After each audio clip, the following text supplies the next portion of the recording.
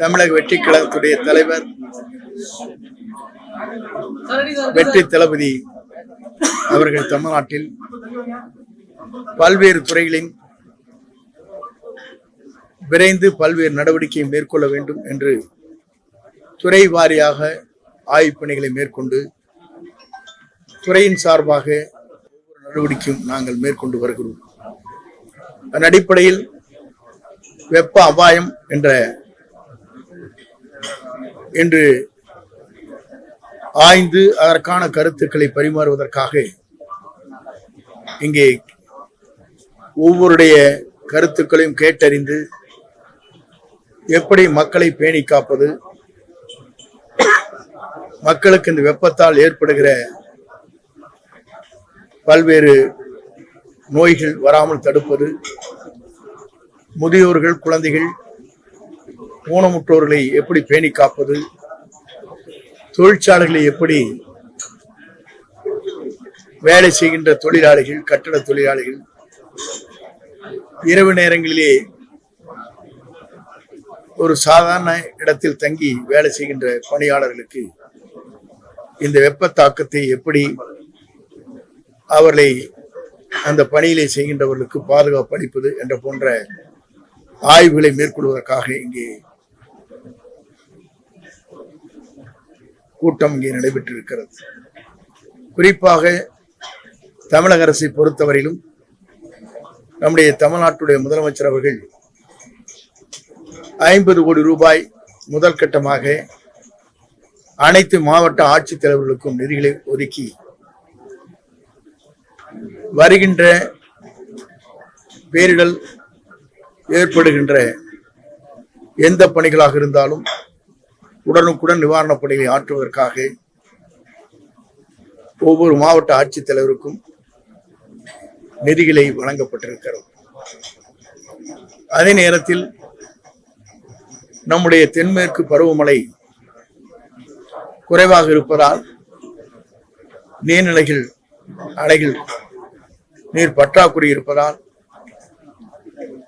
குடிநீருக்காக எப்படி செயல்படுத்துவது, கால்நடைகள், விவசாயத்தை எப்படி பாதுகாப்பது என்ற முறையில் அந்த பணிகளை ஆய்ந்து வருகிறார்கள்.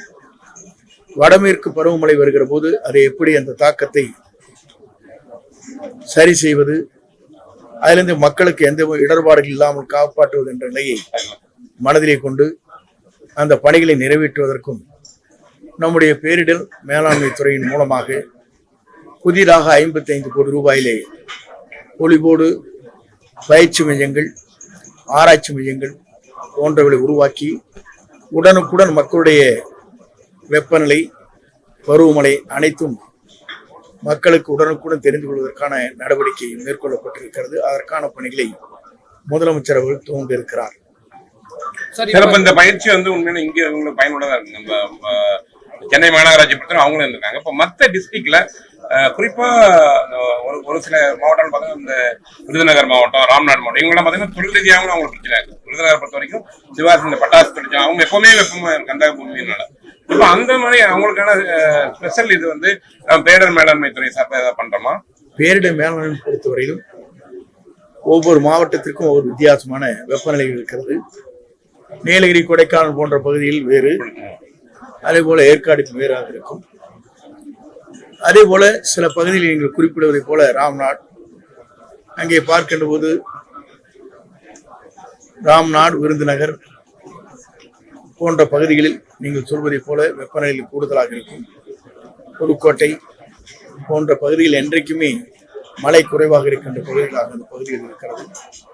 அதற்காகத்தான் இது போன்ற கருத்தரங்கள், கருத்துக்களை கேட்டு மாவட்ட வாரியாக மாவட்ட ஆட்சித்தலைவருடைய பரிந்துரையின் பேரில் முதலமைச்சருக்கு பல்வேறு கடிதங்கள் அனுப்பப்பட வேண்டும். என்ன நிலை இருக்கிறது என்பதை முதலமைச்சர் ஆய்ந்து வருகிறார். ஒவ்வொரு மாவட்ட ஆட்சித்தலைவருக்கும் உடனடியாக நாள்தோறும் என்ன நிலைமையில் இருக்கிறது என்பதை நாள்தோறும் ஆய்ந்து வருகிறார், ஆய்வுப் பணிகளை மேற்கொண்டு வருகிறார். ஆகவே அந்த பணிகள் எங்கெங்கே நீங்கள் சொல்வதை போல வெப்பநிலைகள், நீர்நிலைகள் குறைந்து கொண்டிருக்க இடம், குடிநீர் பற்றாக்குறை எங்கே இருக்கிறது என்பதையெல்லாம் ஆய்ந்து அந்த பணிகளை மேற்கொள்வதற்காக எங்கள் துறையின் சார்பாக பல்வேறு புள்ளி விவரங்களை அரசுக்கு எடுத்துச் சொல்வதற்கு இது ஏதுவாக அமைந்திருக்கிறது. சார், மேகதாது அணை கட்டுவதற்கு தமிழக அரசுடைய அனுமதி தேவையில்லைன்னு சொல்லி நேற்று பார்லிமெண்ட்ல வந்து மத்திய இணையமைச்சர் வந்து நீர்வளத்துறையில வந்து பதில் கொடுத்திருக்காங்க. இது தமிழக அரசு எப்படி எதிர்கொள்ள போகுது? முதலமைச்சரும் வரக்கூடிய திங்கட்கிழமை போறாரு. தமிழ்நாட்டை பொறுத்தவரை இது போன்ற கருத்துக்கள் அடிக்கடி கேள்விகளாக கேட்கப்பட்டு வருகிறது.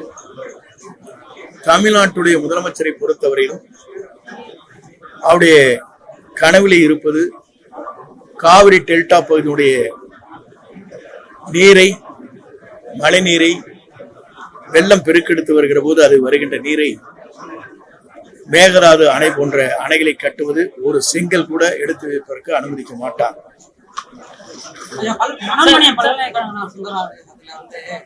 தமிழ்தாய் வாழ்த்து 3வது இடத்துக்கு பாடப்பட்டிருக்கு. தமிழ்நாடு அரசு தொடர்ந்து தமிழ்தாய் வாழ்த்துக்கு வந்து முன்னுரிமை அளிக்கப்படாது என்று குற்றச்சாட்டு.